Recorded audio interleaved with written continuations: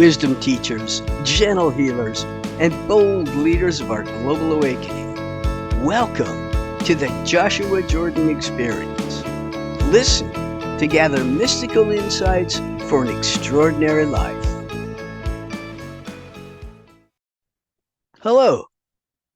It's my pleasure to be here again, getting a chance to talk to you. And what I want to talk about today is something that came up that Joshua wanted to share his thoughts about. Someone had asked about criticism and when you receive criticism, what's the best response? How can one handle that?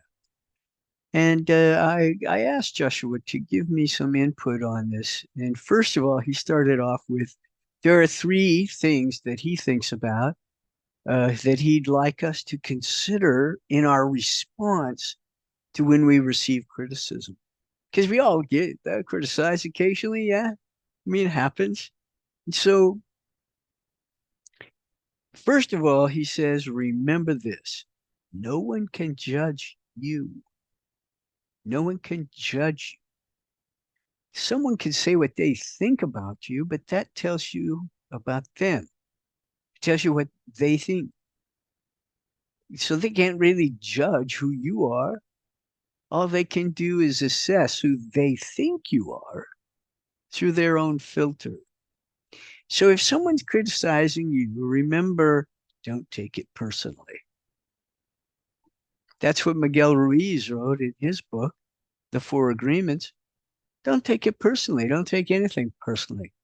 As a matter of fact, nothing anyone else does is about you. And I know that's hard to take because from our own point of view, everything's about me. Of course. Don't you know? I'm the center of me. And therefore, everything's about me. And actually, it's not. Everything that's happening outside of the self, you have created and attracted, and it is happening for you and not to you. So if someone criticizes, remember that it's not personal. Don't take it personally. It's about them. Somebody's judgment tells you who they are, not who you are. So I hope that sinks in. And the second point I want to share about receiving criticism is something I learned, of course, in my management career. For those of you who don't know, I spent 19 years working in a corporate environment where I had the opportunity to be trained in business and business leadership by an amazing company called Hewlett Packard. They do, when I was there, let's put it that way, back in the early days of the Hewlett Packard way, HP way, it was called, they really did invest a great deal in educating their employees. So I had the benefit of an education given to me through corporate. And here's something I learned about taking feedback or criticism, if you will, is first of all, if someone calls me a donkey, I laugh. So that's the don't take it personally. But if two people call me a donkey, I start to look for hoof prints. Now, what does that mean? It means I start to look for the evidence in my behavior. I really start to reflect. Okay, now two people have called me a donkey. So I better find the proof of that. And if I don't, I'll laugh. I look for the evidence. It just wasn't there. So if three people call me a donkey, I buy a saddle. Now, what this means is that criticism, if it is consistent, means that you are putting that image out and more than one person is filtering you and putting you through the context of their personality and coming up with something consistent. I'll give you an example. When I was young, oh boy, so young, when I started at Hewlett Packard, and I was interacting with other employees. One woman had the courage to say to me, "You don't have to be so hostile." Hostile? I thought, I'm not hostile. And then I realized I need to reflect on this. I need to give this some thought. In that moment, what was I doing? I thought I was being very matter of fact, directed to the point. So I thought I was being businesslike. Matter of fact, direct to the point. This person received me, though, as being hostile. So I started to think about, well, what else besides my words are going on in communication? My facial expression, my tone of voice, my body language, how I position myself. So she called me hostile, and I was honestly surprised. I didn't think of myself as hostile, but I began to realize in my youth, I was hostile and cranky and depressed and upset and kind of living in that stew and didn't even know it. Well, didn't realize how it was affecting the way I was coming across to people. So, of course, I've changed my chemical stew based on mindset changes.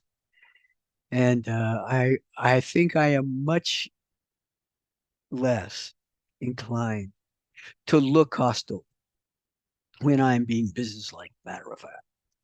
But yeah, I could imagine I was probably frowning, looked grumpy when I'm telling her directly,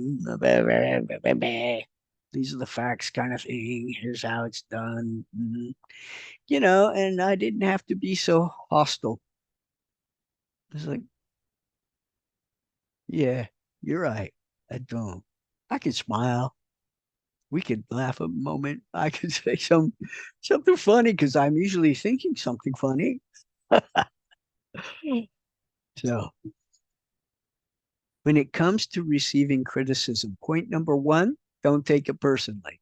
Point number two, look for consistency.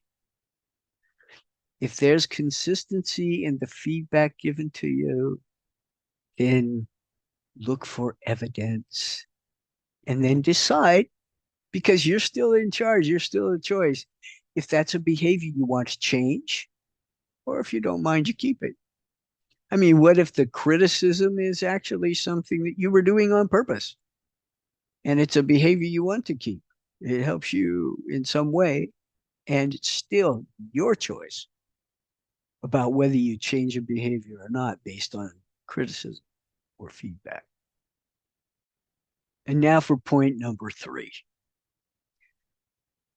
If we are overreacting to someone's criticism of us, that is a sign that there's something hiding in shadow that we are unable to face or address.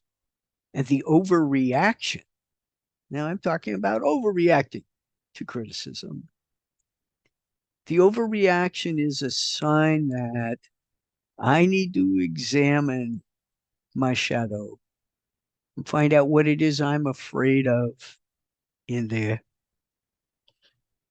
There's an expression that uh, I'm going to paraphrase because the direct quote isn't coming to mind, but it is the cave you fear to enter holds your treasure. And sometimes that's true about doing our shadow work. We actually must do our shadow work. It is the cave we fear to enter that is holding the keys to what keeps us unable to make progress or advance. So there's very important benefits from criticism. So when someone criticizes, here's an opportunity. First of all, look at opportunity. Somebody criticized me. Hey, great opportunity to, first of all, not take it personally. It's not about me. It's about them. Okay. Other opportunity. I'm getting some consistent feedback. Maybe 2 people have called me a donkey. I need to look and see where I'm leaving footprints, get the evidence, you know?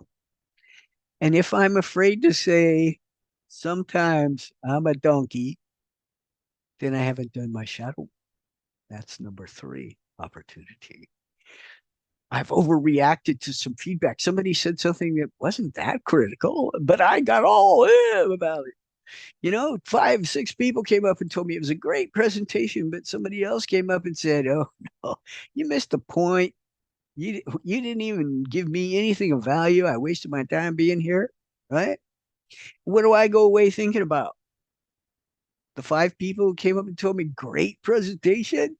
No, I go away thinking about didn't didn't give that guy any value for his time. That guy thought I was way off base. Didn't make my point. Ouch.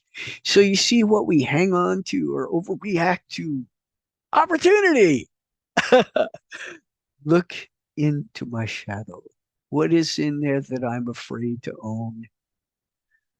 What is it? Because if I own my whole self and I've done my shadow work, criticism becomes, first of all, not personal, not about me, and or, hey, is that a behavior I'm putting out that I want to change? I'm going to look for the evidence of how I do that. And then I have the power of choice whether I want to change myself to meet this expectation or this standard or whatever it is that I got criticized about. So that concludes my thoughts on this. I will go ahead and let Joshua talk to you, but I will tell you everything I shared with you has been cleared and approved by Joshua. So I don't know if he has anything else to add, but he always likes to talk. And I love you.